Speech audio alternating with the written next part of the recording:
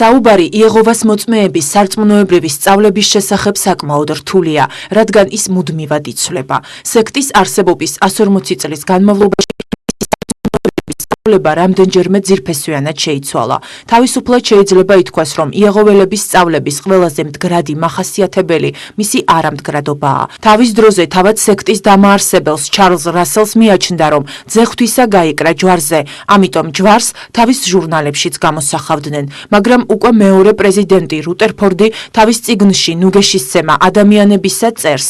ჯვარი ეს სატანის მაცდური მზაკვრობაა. ჯვრის სიძულვილს იეღოველები ასეთი არგუმენტით ასაბუთებენ. ღმერთს არ შეიძლება მოსწონდეს ის იარაღი, რომელზედაც მისი ძე მოკლეს. თუ კაცს შვილს დანით მოუკლავენ, იგი დანას როგორც სიწმინდეს გულზე არ დაიკიდებს და არ ეთაყვანება. ასევეა მათი აზრით ჯვარიც.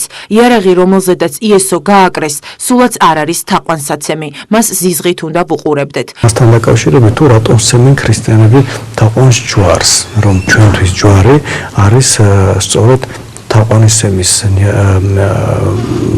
საგანი, იმიტომ რომ მასზე მოხდა ადამიანის ცოდვის დამშვალვა. ესე იგი, მაცხოვარმა თავისი მოქმედებით, თავისი ნებით, უსაზღვრო სიყვარულით კაცთათვის და მან იწובה, რომ მას ჯვარს აწმობენ, მაგრამ ეს ნაბიჯი მიზანმიმართულად გადადგა. როგორც ჩვენ გამოუტანეთ განაჩენი მაცხოვარს და დავსაჯეთ უფალი, სწორედ მისი მეშვეობითვე გვაცხოვნა ჩვენ. ესე იგი, ჯვარზე მოხდა ადამიანის ბუნების ესე იგი სიკვდილის დამშვალვა და ამით დაასრულა კიდევაც ჯვარზე ადამიანის სიკვდილი და განმაყარი მარადიული ყოფის. ამიტომ ჯვარი არა დამარცხების და შეურაცხყოფის საგანი, არამედ გამარჯვების, ძლევამოსილების, მადლმოსილების, მარადიული ცხოვრების მონიჭების და კარიბჭე არის სათასასუფევლის. ამიტომ ხდება თაყვანისცემა ჯვრისა ქრისტიანთა მიმართ, რადგან სწორედ მისი მეშვეობით მოხდა ადამიანის ბუნების გამოსყიდვა და მასზე მოხდა ეს. ამიტომ არის ეს ძლევამოსილი ჯვარი დღევანდელ დღესაც ყველა ლიტურგიულ მსახურებაში გამოიყენება ჯვრის მოქმედება, ან ჯვრის დასახვა, რომელსაც იმხელა ძალა აქვს, რომ ყველა საიდუმლო აღსრულების ჟამს ხდება მისი ძალმოსილებით ამა თუ იმ მსახურების ჩატარება და საიდუმლო მსახურების აღსრულება. ესეთი ძალა აქვს ჯვარს. იეღოველთა ერთი ნაწილი ამტკიცებს, რომ იესო ქრისტე დასაჯეს არა ჯვარზე, არამედ ვერტიკალურ სვეტზე, ანუ ბოძზე. ამ ორი ურთიერთსაწინააღმდეგო არგუმენტიდან კარგად ჩანს, რომ იეღოვას მოწმეებს ქრისტეს ჯვართან დაკავშირებით ერთიანი, ჩამოყალიბებული სწავლება არ გააჩნიათ. ამიტომაც 1931 წლის 15 ოქტომბრის ნომრიდან მოყოლებული საგუშაგო კოშკის ყდიდან გაქრა ჯვრისა და გვირგვინის გამოსახულება. რამდენიმე წლის შემდეგ იეღოვას ერმა პირველად გაიგო იმის შესახებ, რომ იესო ქრისტე თურმე არ მომკვდარა ინგლისური 100 თვის მსგავს ჯვარზე. 1936 წლის 31 იანვარს პრეზიდენტმა რუტერფორდმა წარადგინა ახალი წიგნი რიჩეს საუნჯენი. კერძოდ ის წერდა: იესო არ აცვეს ხის ჯვარზე, რომელიც წარმოდგენილია მრავალ ხატსა და ფერწერულ ტილოზე. იესო აცვეს მილურსმნული. ამის შემდეგ საგუშაგო კოშკის გამოცემებში ჯვარს შეურაცხყოფენ. მას წარმართულ სიმბოლოს უწოდებენ, რაც მათ ბოძს უფრო შეეფერება. საინტერესოა, რატომ აქვთ სექტის წევრებს ამხელა სიძულვილი ქრისტეს ჯვრის მიმართ. ამ კითხვას ხომ კარგახანია პასუხი გასცა პავლე მოციქულმა. რამე თუ სიტყვაი იგი ჰუარისაი წარწყმედულთა მათთვის სიცოფე არს, ხოლო ჩვენ ცხოვრებულთა ამათთვის ძალ ღმრთისა არს. თავად ჯვრის შესახებ სახარებაში რომ ნახოთ, ძალიან ბევრ ადგილი არის მოტანილი, რომ მაცხოვარი აცვეს ჯვარს და არა თქვათ ბოძზე. იმიტომ რომ ყველა სახარებაში, 4 სახარებაში, ბოლო თავებში არის აღწერილი თუ მაცხოვარს როგორ გამოუტანეს განაჩენი და შემდგომ როგორ მოხდა მისი ჯვარცმა. მათე სახარების 27 თავიდან თქვათ, ესე არის, რომ სულ არის მოწოდება, რომ ეკითხება ის ებრაელებს, რომ თქვენი მეუფე ჯვარს ვაცვა მე და პასუხობენ რომ ჯვარსაცო ისე შემდგომში სიმონ კვერინელი შეხვდება მას და მის წერია პირდაპირ რომ მისი ჯვარი მას მოკიდეს და მან აიტანა ეს გოლგოთამდე და ასე შემდგომ და სხვა ადგილებშიც რომ სამი ჯვარი აღმართეს და ესე იგი მათ შორის მაცხოვარი შუაში აწვეს ჯვარს და ასე შემდგომ ხოლო ძელი იმიტომ არის ნახსენები რომ ის ბუნება არის გადმოცემული თუ რა მასალისგან იყო ეს ჯვარი დამზადებული სხვა ენებშიც თქვა რუსულში არ არის მოხსენებული რომ ეს ხე ასე სტოლბ არ არის როგორც ბოძად ნაწყვეტი რომ დრევაა ნახმარი რომელიც ნიშნავს რომ ხისა იყო ეს ჯვარი ამიტომ მაცხოვრის წამება მოხდა ჯვარზე და ეს ცნობილი არის სხვა ისტორიულ წიგნებშიც რომ ნახოთ ეს რომელთა ერთ-ერთი სახე იყო სასჯელისა დასჯისა და ჯვარზე აცვავდნენ მანამდე საუკუნეების მანძილზე ეს მათი მეთოდი იყო ადამიანის დასჯისა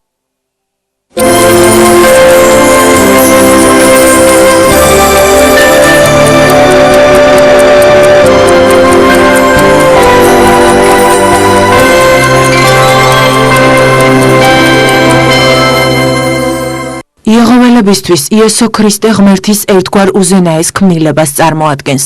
ისინი აცხადებენ, პირველი სულიერი პიროვნება, რომელიც ღმერთმა შექმნა, მისთვის თითქოს და პირმშოძეა. ამ არსებას თავიდან თურმე ლოგოსი ერქვა. მერე ის მიქაელ ზეციურ ძალთა მხედართმთავრის სახელით გახდა ცნობილი, ხოლო შემდეგ დროებით ადამიანი გახდა. ბუნებრივია ის არასდროს ყოფილა და ვერც იქნებოდა ღმერთი, რადგან ადამიანის გამოსყიდვა მხოლოდ ადამიანს შეეძლო. სამაგიეროდ ღმერთს ის ძალიან უყვარს და გამოიყენებს მას ბოროტი ადამიანების წარსაწყმედად და დამჯერი ადამიანების საცხოვნებლად. როდესაც მაცხოვრისგან ხდება გამოსნა ადამიანის ბუნებისა, მაშინ არა შერევა ხდება ბუნებისა ადამიანისა და ღმერთის არამედ ორი ბუნების ერთ პიროვნებაში განხორციელება არის ეს.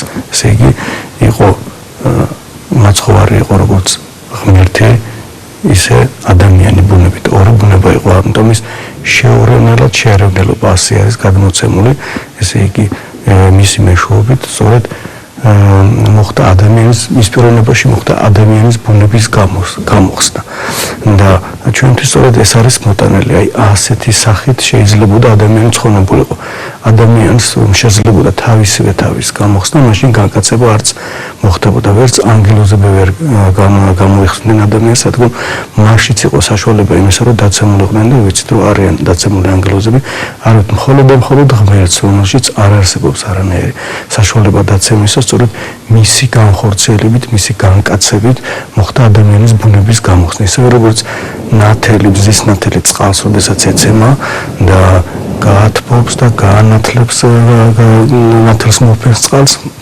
მაგრამ არაფრით ნათელი არ გადადის წყლის ბუნებაში და არც წყალი ნათლის ბუნებაში ორივე თავის მდგომარეობაში ჩემოა თუმცა ის ნათელს მოფენს მას და გაათბობს აი ასევე მოხდა მაცხოვრის მიერ ადამიანის ბუნების გამოსყიდვა. ჩვენი დღევანდელი სიუჟეტის მიზანია თქვენ წინაშე გამოვიტანოთ იეჰოვას მოწმეთა სწავლების დარღვევები იესო ქრისტეს ღმერთობის თაობაზე და წმინდა წერილზე დაყრდნობით ვუპასუხოთ დედა ეკლესიას მოწყვეტილ შვილებს.